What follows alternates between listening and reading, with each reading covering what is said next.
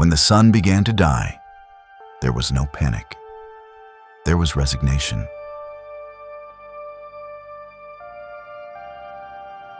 The Earth was already a corpse. We were just the parasites who refused to abandon it. Operation Exodus was not a mission of conquest. It was a testament. We put what little remained of our biology into the seed ship, a titanium ark launched into the darkness. The destination, Proxima Centauri. The hope, a stable wormhole. But the universe does not forgive naivety. The anomaly was not a bridge to the future. It was a fold backwards, a loop. Subscribe for more stories about the future. In the final decades of the Earth era, when climate models confirmed the irreversibility of collapse, humanity faced a mathematical dilemma. Extinction was a statistical certainty. While corporations attempted to fortify their cities and governments debated rationing protocols, an independent scientific consortium activated the Exodus Protocol.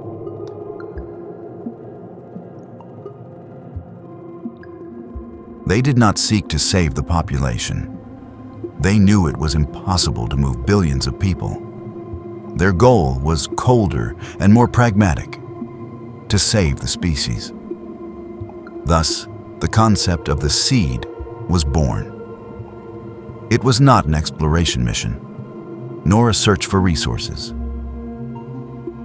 It was a desperate attempt to create a biological backup of humanity and launch it outside the solar system before the original was lost forever.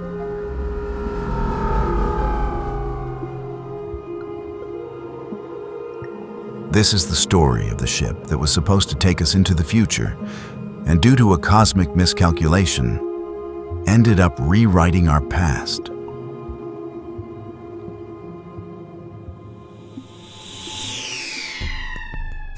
The construction of the SEED spacecraft did not follow classic aerospace engineering standards. In a world where supply chains had broken down, the spacecraft was assembled in orbit using a method of recycled architecture. Military stations, communication satellites, and orbital laboratory modules were dismantled to create a colossal, asymmetrical structure.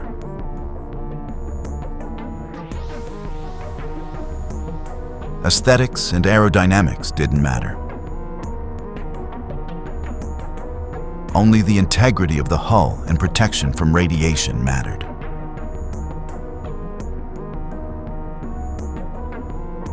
While humanity improvised, Earth proved it could adapt better than us.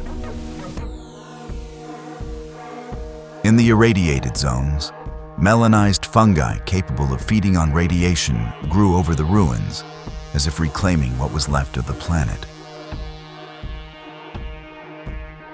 Cultures of these fungi were integrated into the seed's shielding system, a living layer capable of metabolizing cosmic radiation that penetrated the hull. They were not passengers. They were infrastructure. The seed's design was based on redundancy.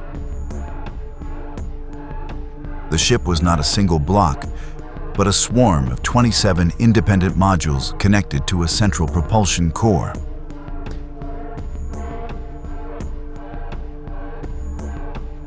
If one section failed, it could be ejected to save the rest. Inside, the technology was a mixture of the archaic and the experimental.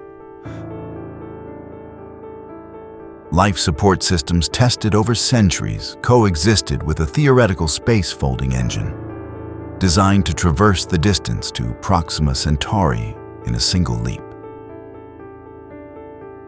The seed was, in essence, the last great monument of an industrial civilization.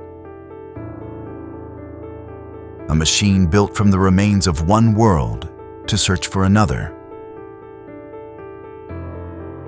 A machine built while new life forms silently reclaimed the old home we left behind.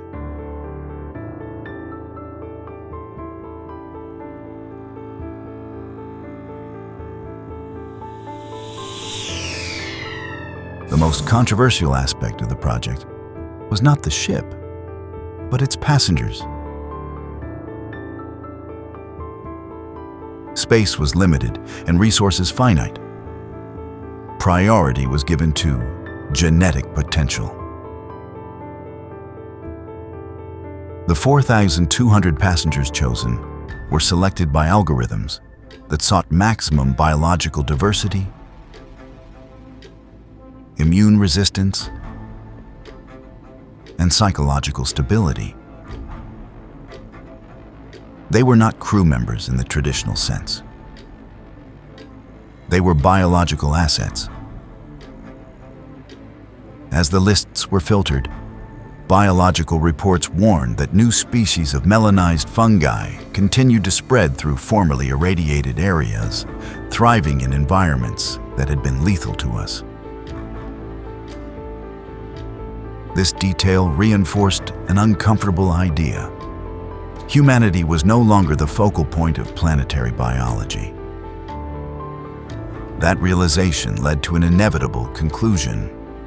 If we wanted to survive the journey, we would have to rely on the same biology that had learned to thrive without us.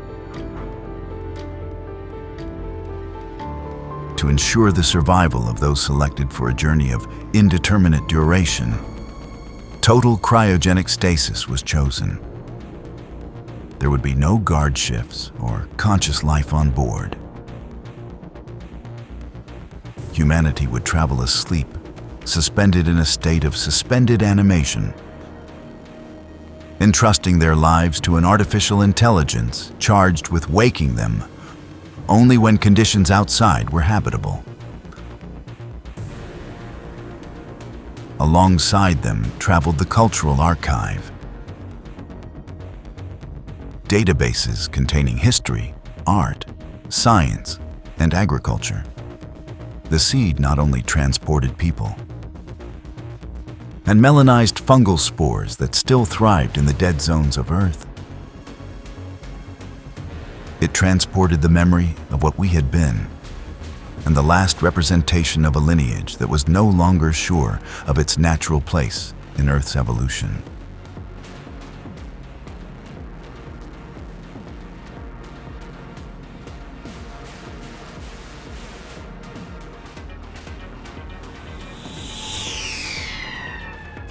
The launch of the seed was the last solemn gesture of a civilization that had nothing left to offer itself.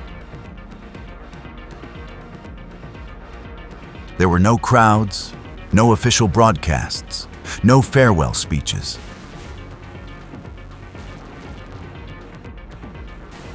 Only a global silence, as if the species had understood that this launch was not a triumph, but an acknowledgement of defeat. The ship ascended slowly, enveloped in a glow that had not been seen on Earth for decades. There was not enough fuel to do it all in one go. The engines had to operate in stages, shutting down and restarting as the ship was pushed like a late fragment of human industry into orbit.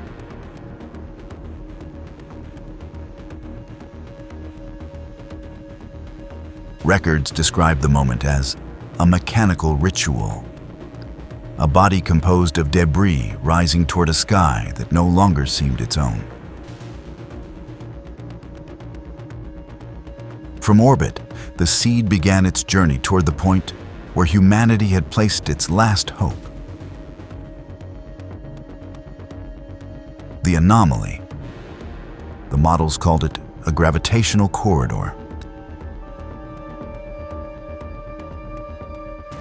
The public called it a bridge.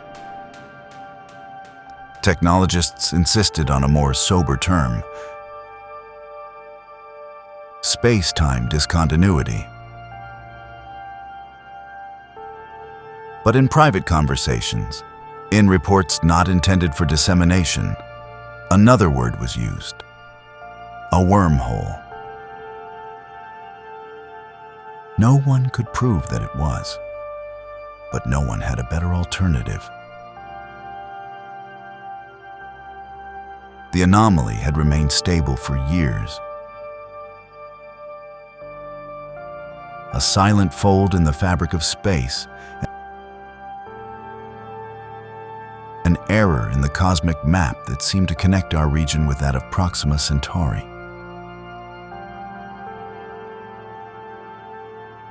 It was elegant to think that the universe offered, just at the end of our era, an open door. That idea, beautiful and improbable, was enough. The seed reached the activation point with minimal delay.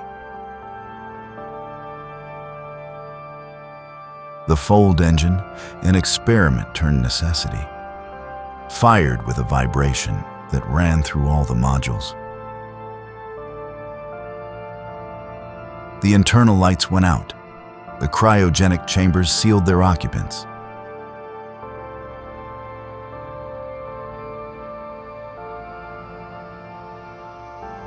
The artificial intelligence reduced its processes to a minimum to withstand what was coming.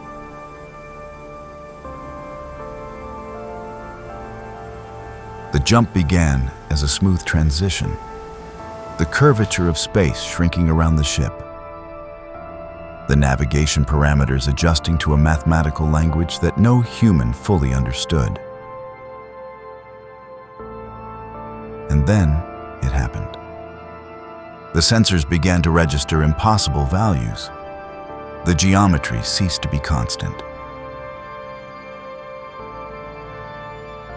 Time, or what the instruments interpreted as time, began to fragment into meaningless patterns. The engine was not breaking the distance. It was pushing the seed towards something that did not behave like a tunnel, but like a surface folded in on itself. The simulations had never contemplated that possibility. The engine continued to perform its function. The anomaly responded differently. And in that mathematical disagreement, the fate of the mission was sealed. The modules began to desynchronize. The couplings vibrated out of phase. Structural redundancy, designed to withstand partial failures, became an absolute weakness when all sections began to receive stresses in different directions from the same space.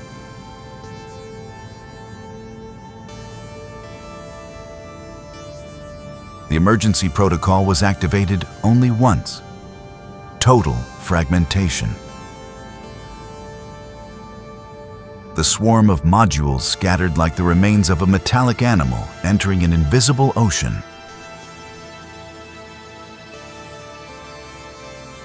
"26" disappeared silently. One was dragged toward a destination that did not appear on any star map or in any human equation. That leap was not a technological advance. It was a misinterpretation of a phenomenon we never understood. The seed did not travel into the future. It fell into a fold of the past. The fragmentation of the seed was not an explosion. It was a fray, a gradual detachment of sections that had never been designed to exist separately for more than a few minutes. When the emergency protocol was activated, the 27 modules were ejected in different directions, propelled by internal microcharges whose sole purpose was to push them away from the central collapse. It was not a rescue maneuver. It was damage control. The system had been programmed to preserve any fragment that could, however improbably, complete the mission. The recovered records show the same thing in all modules. The gradual disintegration of the quantum link, the loss of synchronization between internal clocks, and the depletion of navigation systems in less than 30 seconds. One by one, the modules shut down. Most were caught in the turbulence of the singularity. Some were stretched, compressed, or simply disappeared without the instruments recording a final coherent value. Only one capsule, the smallest, simplest, least dependent on the central system, retained enough functions to stabilize itself. It had no map. It had no destination. It had no communication. But it still retained a primary gravitational sensor, an autonomous descent system, minimal survival AI, and 2 biological occupants in stable hibernation. When the capsule completed its descent, nothing remained of the mission's planned order. The emergency opening was activated prematurely, ejecting its 2 occupants directly onto the ground. They did not regain consciousness in a controlled environment, as protocol dictated. They awoke lying on damp, dense ground, lacking motor coordination and with no immediate memory of the journey.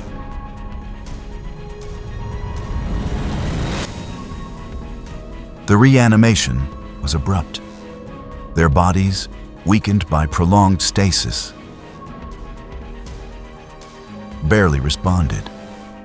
The local gravity, higher than that of Earth at the time, held them to the ground with unexpected force. The atmosphere was thick, laden with moisture and full of compounds that did not appear in their databases. Breathing was the first challenge. Sitting up was the second. Neither was immediately possible. Around them stretched an ecosystem without reference points. Tall vegetation, leaves larger than any botanical record of the human future, and a compact canopy that filtered the light in shades of green and gold. Beneath them, a living layer formed by roots, organic sediments, and constantly active microorganisms. The environment did not resemble any cataloged exoplanet, but they could not know that yet.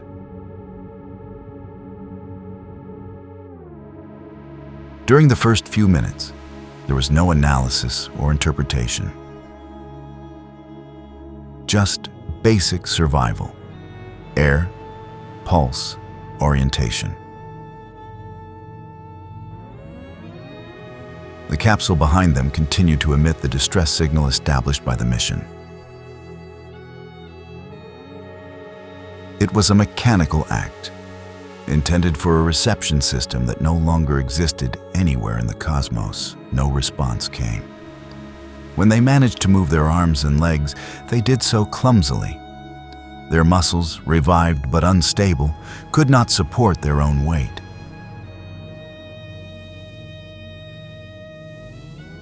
Every attempt to sit up ended with their bodies sinking back into the damp earth. They lacked the context to understand their surroundings, but they also lacked the cognitive ability to process it in those first moments. Even so, certain details began to penetrate their perception. The excessive size of the vegetation, the familiar composition of the air, the biological density of the terrain, and a series of sounds, thumps, crackles, movements in the undergrowth that indicated the presence of wildlife nearby. None of these elements fit with the original mission. None corresponded to Proxima Centauri. None suggested that they had arrived in the future of humanity. From a historical perspective, that moment represents the true turning point of Operation Exodus. The seed did not lead the species forward. It did not open a corridor to a distant star. It did not fulfill the purpose for which it had been built in the last days of human civilization. The two occupants, forcibly revived on unknown terrain, did not yet know it, but they had descended upon a world that the mission never contemplated. Earth in a remote period prior to any human record. No maps, no structures, no technology. A primitive and exuberant planet that welcomed them not as colonists or explorers, but as biological anomalies from their own future. The capsule's landing did not mark the beginning of a new era for humanity. It marked the involuntary repetition of the first. Adam and Eve, the last humans of the future, had just become the first humans of the past.